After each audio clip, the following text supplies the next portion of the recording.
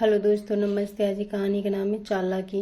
Cowrie बेचारी पूरे एक साल में एक दिन पहले अपने मायके आई थी। अचानक से सोई हुई सौरभ आया और बच्चों को जबरदस्ती अपने साथ ले गया। तभी भागी भागी कावरी बाहर आई। तुम ये क्या कर रहे हो सौरभ? तुम मेरे बच्चों को ऐसे जबरदस्ती क्यों लेके जा रहे हो? भाभी, मुझे नहीं पता, आप माँ से बात कर लो। सौरभ, माँ जी से मैं बाद में बात करूंगी, पहले तुम मेरे बच्चों को छोड़ो। कहते हुए कावरी अपने बच्चों को सौरभ से छुड़वाने लगी, लेकिन सौरभ जबरदस्ती कावरी के बच्चों को लेकर चला गया। रोती रह गई कावरी बच्चों के लिए। उस समय घर पर भी कोई भी नहीं था और सौरभ को रोक सके। अकेली बस कावरी और कावरी की भाभी थी। बच्चों के जाने के बाद कावरी रोते हुए तुरंत अपनी माँ को फोन लगाया, जो पास के मार्केट में ही गई थी। सारी बात सुनकर कावरी की माँ रोहिणी जी भागती हुई आई। जब कावरी ने उन्हें सब कुछ बताया तो रोहिणी जी को बड़ा अजीब लगा कि ऐसे अचानक कैसे कावरी की सास उर्मिला जी उसे अचानक ससुराल बुलाने लगी। अभी कल ही तो वे आई थी और मैंने उर्मिला जी को बोला भी था कि पूरे एक साल बाद कावरी मायके आ रही है। कम से कम उसे मैं से एक हफ्ते तो अपने पास रखूंगी ही, उसके बाद ही मैं खुद ही कावरी को भेज दूंगी। आपको परेशान होने की जरूरत नहीं है। और उर्मिला जी राजी खुशी मान गई। फिर ये सब अचानक से क्यों? और जब कावरी नहीं गई तो बच्चों को इस तरह से ले जाने का ये क्या तरीका है? रोहिणी जी को कुछ भी समझ नहीं आ रहा था, लेकिन पिछले 5 सालों से उर्मिला जी को वे अच्छी तरह से समझ गई थी कि जरूर कुछ न कुछ बात है, तभी ऐसे अचानक से उर्मिला जी कावरी को बुला रही है। लेकिन पता कैसे चले कि क्या बात है? इधर कावरी लगातार बच्चों के लिए रोई जा रही थी। माँ, मुझे भैया से बोलकर अभी ससुराल भेज दो, मेरे बच्चे रो रहे होंगे। माँ, वो मेरे बिना नहीं रह पाते हैं। बच्चों के लिए बच्चों के लिए बेटी को तड़प देख रोहिणी ये परेशान हो गई। बच्चों की चिंता तो उन्हें भी थी, क्योंकि बच्चे अभी छोटे थे और शायद रोहिणी जी कविता को भेज भी देती, लेकिन उन्हें उर्मिला जी की यह हरकत हजम नहीं हो रही थी। कुछ सोचते हुए उन्होंने कावरी से कहा, कावरी बेटा, एक काम करो, अभी तुम ससुराल जाने की कोई जरूरत नहीं है। पहले मैं जो कुछ कह रही हूँ उसे ध्यान से सुनो। माँ, कैसी बात कर रही हैं आप? मुझे जाना पड़ेगा, मेरे बच्चे वहाँ रो रहे होंगे, वो नहीं रह पाएंगे मेरे बिना। बेटा, मैं सब कुछ समझ रही हूँ, लेकिन शायद तुम नहीं समझ रही हो। उन्हें अगर तुम्हें ले जाना ही था तो पहले उर्मिला जी मुझसे बात कर लेती, फिर लेकर जाती तो कोई दिक्कत नहीं होती। और बेटा, अगर कोई परेशानी होती, दिक्कत होती तो मैं बिल्कुल मना नहीं करती, लेकिन यह तरीका मुझे बिल्कुल पसंद नहीं आया। माँ, असल में सौरभ मुझे लेने ही आया था। जब मैंने जाने से मना कर दिया तो जबरदस्ती बच्चों को ही लेकर चला गया। यही तो बात मुझे समझ में नहीं आ रही। बेटा, एक काम करो, तुम दामाद जी को फोन करो और उनसे पूछो कि कोई बात है क्या। कावरी को भी अब जागर पति का होश आया। उसने तुरंत ही बिपिन को फोन लगाया। बिपिन ने जैसे ही फोन उठाया, कावरी रोने लगी और रोते हुए बोली, बिपिन, कुछ हुआ है क्या घर में? आपको पता है ना कि मेरी माँ ने माँ जी से एक हफ्ते के लिए बोलकर मुझे यहाँ बुलवाया था। फिर 2 दिन में ही अचानक से माँ जी को न जाने क्या हो गया। मुझे बुलाने के लिए वे परेशान हो गई है। जब मैं नहीं गई तो सौरव ने बच्चों को उठा लिया और जबरदस्ती ले गया। कावरी की बात सुन बड़े ही शांत होकर बिपिन ने कहा, कावरी, तुम परेशान मत हो, मैं अभी ऑफिस में हूँ, शाम को घर जाता हूँ तो देखता हूँ। वैसे ऐसी कोई बात नहीं है, असल में टीना आई है, इसलिए माँ तुम्हें बुलाने के लिए परेशान होगी। क्या टीना आई है? लेकिन ऐसे अचानक से कैसे? अभी तक तो उसके आने की कोई खबर नहीं थी। कावरी, तुम्हें पता है ना, टीना ऐसे अचानक ही आती है, कभी खबर लेकर या देकर नहीं आती। फिलहाल तुम परेशान मत हो, अगर तुम्हें आने का मन है तो आओ, नहीं मन है तो कोई बात नहीं है, जबरदस्ती नहीं है। तुम जितने दिन के लिए गई हो उतने दिन रहकर तब आ जाना, बाकी सब मैं देख लूँगा। और रही बात बच्चों की तो तुम परेशान ना हो, मैं जल्द ही घर चला जाता हूँ, बच्चों को संभाल लूँगा। बिपिन की बात सुन कावरी को थोड़ी तो राहत हुई। कावरी बिपिन से स्पीकर पर ही बात कर रही थी। बेटी दामाद की बात सुन रोहिणी जी सब कुछ समझ गई कि आखिर उर्मिला जी कावरी को बुलाने के लिए इतनी परेशान क्यों हैं। क्योंकि उनकी बेटी आ गई है, वो भी अचानक से। अगर उन्हें पहले से पता होता कि उनकी बेटी आने वाली है तो वे कावरी को आने ही नहीं देती। और अब जब बेटी अचानक से आ गई है तो कावरी को बुलाने के लिए वे परेशान हैं, क्योंकि बेटी की सेवा भी तो करनी पड़ेगी। तरह तरह के पकवान, उनकी फरमाइश आखिर कौन पूरी करेगा, मायके का सुख कौन देगा।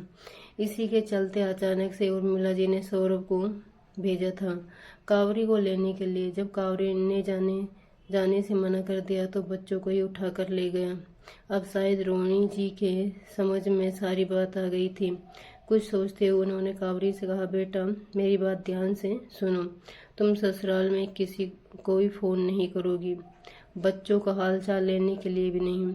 माँ कैसी बात कर रही हो, बच्चे छोटे हैं, मुझे पता है वह रो रहे होंगे। बेटा मैं समझ सकती हूँ, तुम माँ हो, परेशान होगी। जैसे तुम अपने बच्चों के लिए परेशान हो वैसे मैं भी तुम्हारे लिए परेशान हूँ। तुम भी मेरी बेटी हो, लेकिन अगर आज इन लोगों को अपनी गलती का एहसास नहीं कराया तो फिर तुम्हारी जिंदगी नरक बन जाएगी। आज डर गई दब गई तो पूरी जिंदगी तुम ऐसे ही डरा कर दबा कर रखेंगे ये लोग। और रही बात बच्चों की, तो तुम्हारे ही नहीं उनके भी तो हैं। बच्चों की वही दादी है, बाबा हैं, चाचा हैं, बुआ है, दुश्मन नहीं है वो लोग। मैं जितना तुम्हें कह रही हूँ फिलहाल तुम अभी उतना ही करो।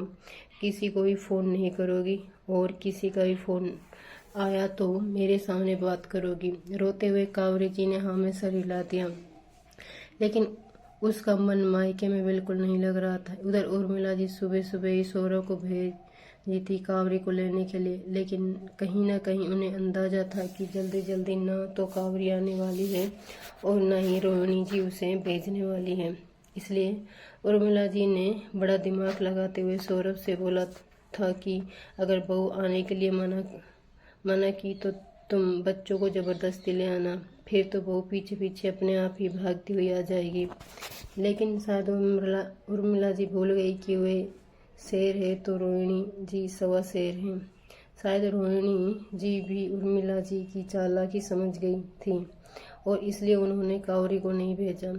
उर्मिला जी को बच्चों के आने के बाद उन्हें जैसे तैसे बहलाकर खिलाकर घुमाकर चुप कर रही थी और बार बार दरवाजे की ओर देख रही थी कि बहू कब आए तब आए।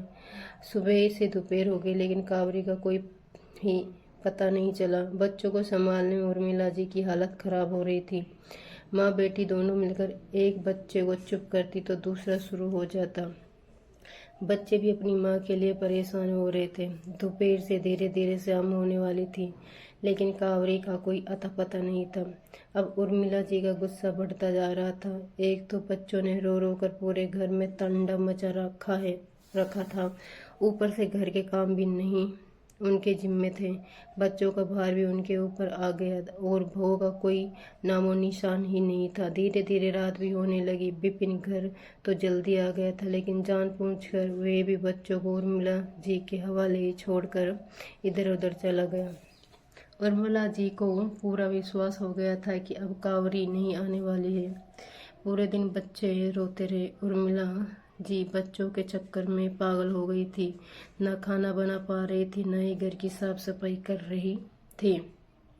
टीना भी बच्चों को संभालने में परेशान हो गई। सौरभ तो बच्चों से दूर दूर ही भाग रहा था। आखिरकार जब रात हो गई तो कावरी का कोई अता पता नहीं चला, तो गुस्से में भड़कती हुई उर्मिला जी ने कावरी को फोन मिलाया। बहू तुम आ रही हो या नहीं आ रही हो, साफ साफ बता दो। नहीं माँ जी मैं नहीं आऊँगी, इतनी मुश्किल से तो पूरे 1 साल में मुझे आने का यहाँ मौका मिला है। मैं पहले ही बोला था ना आपसे कि मैं पूरे 1 हफ्ते रह कर आऊँगी, फिर अचानक ही आप मुझे बुलाने लगी, मैं नहीं आ रही। तो ठीक है बहू, अब तुम्हें आने की ज़रूरत भी नहीं है, अब तुम वहीं पर रहना। अभी उर्मिला जी की बात पूरी भी नहीं हुई कि रोहिणी जी ने कावरी से फ़ोन लेते हुए कहा, बिल्कुल बहन जी, बिल्कुल यही रहेंगी। जितने दिन के लिए मैंने आपसे परमिशन लेकर अपनी बेटी को यहाँ बुलाया था, उतने दिन तो यहीं रहेगी। मैंने आपसे साफ साफ बोला था कि मैं पूरे 1 हफ्ते अपनी बेटी को अपने पास रखूँगी।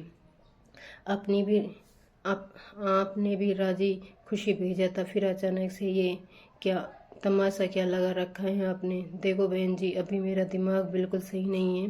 मैं परेशान हो गई हूँ बच्चों के चक्कर में। कैसी बेटी है आपकी, इसे अपने बच्चों की भी चिंता नहीं है। अच्छा, और कैसी दादी हो आप जो अपने बच्चों को संभाल नहीं पा रही। माफ़ करिएगा बहन जी, लेकिन आपकी सारी चालाकी मैं समझ गई हूँ। आपने जानबूझकर बच्चों को मंगवाया था ना, ये सोच के कि पीछे पीछे कावरी भागती हुई आएगी, और जब कावरी नहीं आई तो आप फोन पर उसे ऐसी बात सुना रही हो।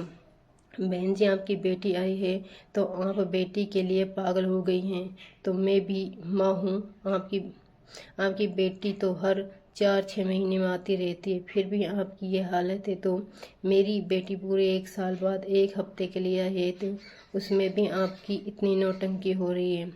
बहन जी, कोई नौटंकी नहीं है, मैंने मना नहीं किया जाने के लिए, लेकिन अब जब टीना आ गई है तो भाभी ऐसे में मायके रहेगी तो अच्छा लगेगा क्या। आप ही सोच कर देखिए, बिल्कुल अच्छा लगेगा। अगर नंद साल में एक बार आती है तो मायके चली जाए तो अच्छा नहीं लगता। अगर नंद के आने के बाद भाभी चली जाए तो भी अच्छा नहीं लगता। लेकिन अगर नंद 4-6 महीने में 10-15 दिन के लिए आती रहे, और वो भी भाभी के मायके जाने के बाद अचानक से बिना बताए आ जाए, तो उसमें कोई बुरा मानने वाली बात नहीं है। ना तो आपकी बेटी साल में एक बार आती है, और ना ही आपकी बेटी उसकी सास से पूछ कर आती है। वह तो जब मर्जी तब आ जाती है। इसके चक्कर में अपनी बेटी का मायका छुड़वा दूं क्या? बिल्कुल नहीं। मैं पूरी इज्जत के साथ आपसे परमिशन लेकर अपनी बेटी की विदाई कर ले आई थी यहाँ, और वैसे ही 1 हफ्ते बाद इज्जत के साथ आपके घर पहुँचवा दूंगी, लेकिन अभी नहीं। और रही बात बच्चों की, तो आप संभालो बच्चों को। बच्चे नहीं संभाले जा रहे, तो जिस ताऊ से अपने बच्चों को मंगवाया था उसी ताऊ से बच्चों को वापस भेज दीजिए, मैं संभाल लूंगी। कहते हुए रोनी जी ने गुस्से में फोन काट दिया। माँ का गुस्सा देख कावरी भी सहम गई। माँ, आपने इतने गुस्से में मेरी सास से बात की, बताओ आप अब वे आपका सारा गुस्सा मुझ पर उतारेगी। कुछ नहीं करेगी बेटा, अब वह तुम्हें कुछ नहीं कहेगी। और यही नहीं देखना, भी आज या कल सुबह ही तुम्हारे बच्चे भी तुम्हारे पास आ जाएंगे, क्योंकि ये दुनिया ही ऐसी है। जो डरता है दुनिया उसे डराती है। अगर आज डर गए तो तुम ससुराल वापस चली जाती, या मैं तुम्हें भेज देती, तो फिर तुम्हारा मायका तो खत्म ही था। इसलिए कभी कभी लड़की वाले होकर भी टाइट होना पड़ता है। इधर जब उर्मिला जी को लगा कि अब कावरी नहीं आने वाली और उनकी सारी चालाकी पकड़ी गई, तो हार मान कर तुरंत ही 1 घंटे के अंदर ही दोबारा उन्होंने बच्चों को कावरी के पास भेज दिया। दोस्तों, अगर ये कहानी आपको पसंद आई हो तो चैनल को लाइक से सब्सक्राइब जरूर करें।